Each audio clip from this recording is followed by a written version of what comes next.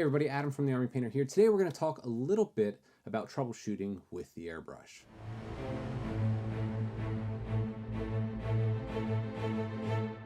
Well, our new Warpaints Air range is pretty much a foolproof airbrushing system thanks to its unique formulation and the 34 color triads that make choosing color very, very simple for new painters and even veteran painters too.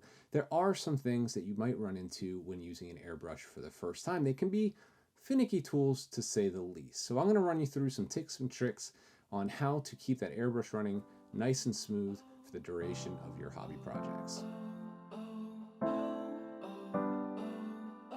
One common airbrushing problem is needle drying. So this happens when paint begins to dry on the needle. What I like to do is I like to have a handy toothbrush.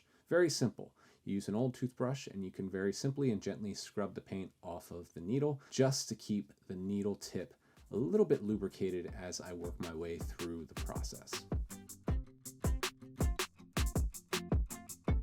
Something else that you might run into is something that we like to call spidering. Spidering happens when you are working with a little bit too much pressure or if your paints are too thin. This is more common when you are thinning your own paints than it will be when you use the Warpaints Air range.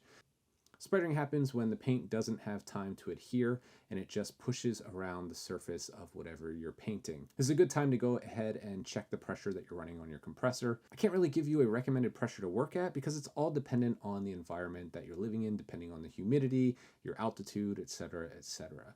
So I highly recommend that you test this on a piece of paper first to get the correct pressure and prevent spidering on your projects. Cleaning the reservoir. This can be a tricky one, especially if you're sitting down at the hobby desk for a long period of time. What I like to do is I like to use a bit of our airbrush cleaner. I like to spray this inside the reservoir and I'll take that old toothbrush or just an old brush. I like to keep an old dry brush handy and I clean it very often because what can happen is if the paint dries out and some of the new paint that you add on top begins to adhere to it, it pulls some of the clumps of the dry paint inside the reservoir in through the needle canal and then it blocks up the entire airbrush and you really don't want to do that. Speaking of that needle canal clogging, if you did get a piece of debris or some dried up paint inside of that canal, it'll probably start to bubble back like this. You can see the bubbles flow in the reservoir. I'm just trying to illustrate that with my hand over top of the needle here.